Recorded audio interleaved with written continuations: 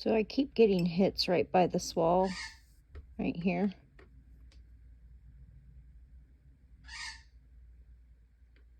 So I'm just documenting that. Yep, there it is.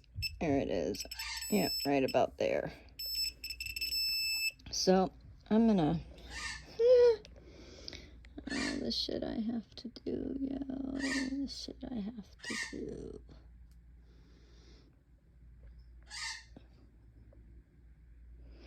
So when I got this jacket, there's a story behind it. It's autographed by Ogre from Skinny Puppy, who might be my cousin, and I've known for a long time.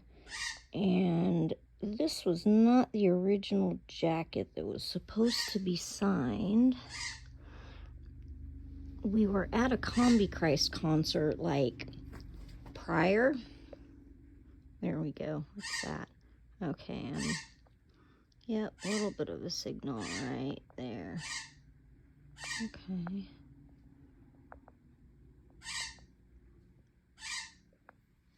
What happened was, at the show, we had our table. It was at Berbati's Pan, and it was right after the Da Vinci exhibit at OMSI. Yep, right there. Okay, so I'm getting a hit in the jacket. That doesn't surprise me. What happened was my jacket, my original jacket, was draped over the table. Some strange dude comes up, sits in my chair while we're up dancing, and then leaves with my jacket and leaves this one in its place, which I think my friends helped them swap my jacket out for someone else's on purpose. And I always wondered why. And then at the show, it got hit with stage blood. So there was a prop malfunction in the beginning of the show where Ogre was singing in this like big, huge box on stage, and this blood just like splattered out over the box and into the audience and hit some of us. We got it all over our clothes. I got it all over a dress and a handbag, as well as a little bit on this jacket. So when he signed it outside later, he like marked where the blood hit it and drew a double tail, which isn't that lovely to do to a possible Holy Family descendant. He always makes jokes like that. Anyhow, and then I had to wear the jacket out in public for 3 weeks. I love it so much. Like, you know, it is kind of a special thing. It was a really great show too. And I had kind of waited like 30 years to get my tour jacket. It just didn't go the way I wanted. Like, I had my jacket picked out, wore it to the Da Vinci exhibit, then the Combi Christ concert, and then at the Combi Christ concert, someone took off with my jacket and left this one in its place. And so that was the one that I had to get signed at the show later. So yeah, I'm just documenting that story, and I guess I got a hit on it. Dang it, cousin.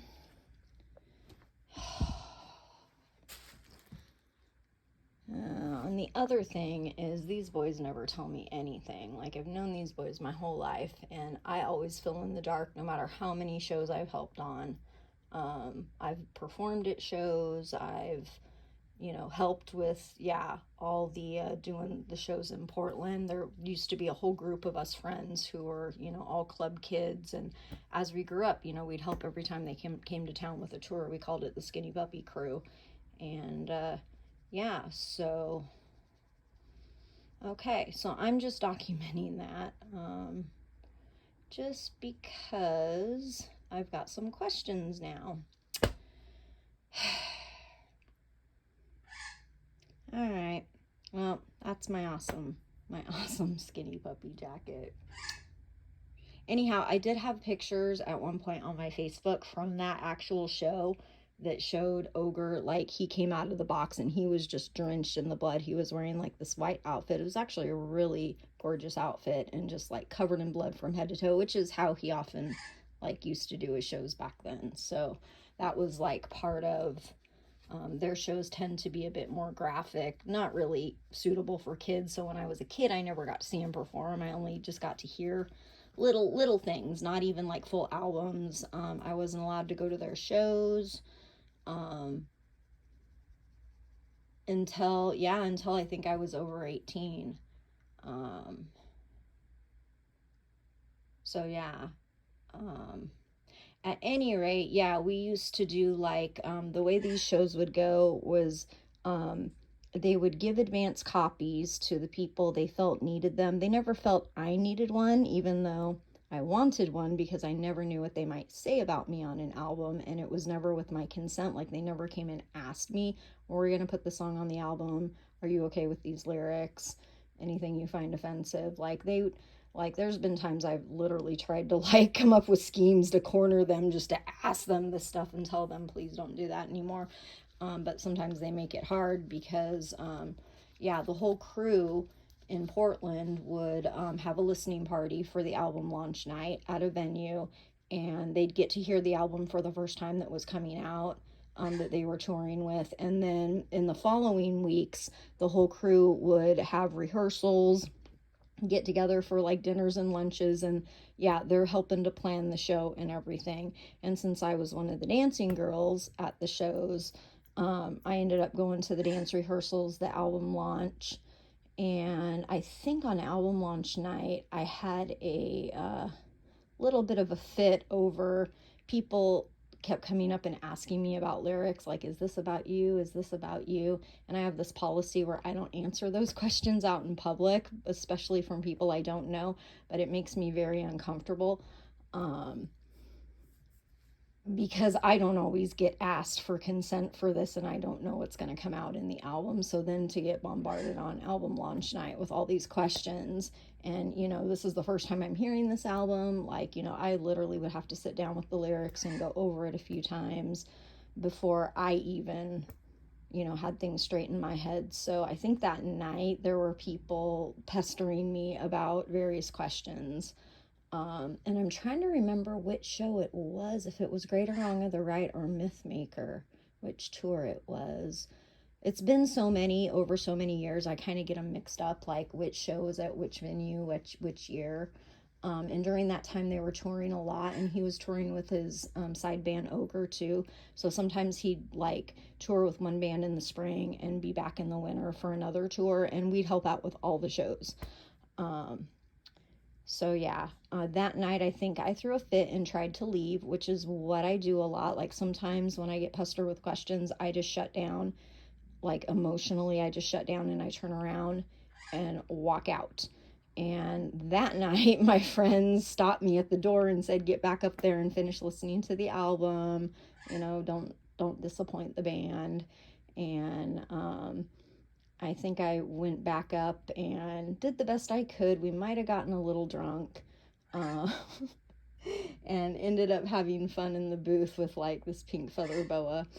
And I managed to get through the night emotionally intact, and avoid answering many questions. And then, of course, after the show, when I had to wear the jacket out, because it's the tradition, you wear it for 2 or 3 weeks after you get it signed. And so I wear it the next week at the club, and suddenly everyone's coming up to me with questions.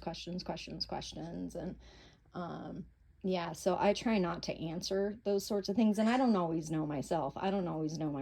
Like, um, sometimes I don't always remember things in my life. Like, I have gaps in my memory, and sometimes a lyric will hit me like years later. Oh, maybe it was about this or that. Um, the music's by far the best music I've ever heard in my life, which is why I love the boys so much. But I don't always like the lyrics. Their shows are phenomenal. Their special effects are great. But it can be a little more dark and graphic content. So, it's not for everyone. It's definitely not for kids. I grew up with it. So, with me and my group of friends, it was just normal to us. It was very normalized to us. Um, and I hope the boys know that I love them very much. But that I got questions. So, Yeah, I think they just finished their final farewell tour.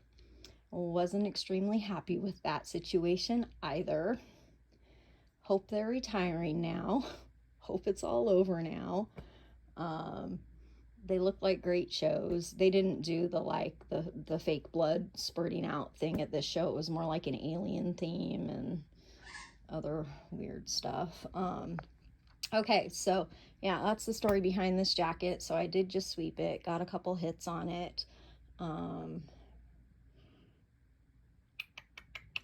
Well, I guess I put it back in my rock memorabilia storage now. Okay.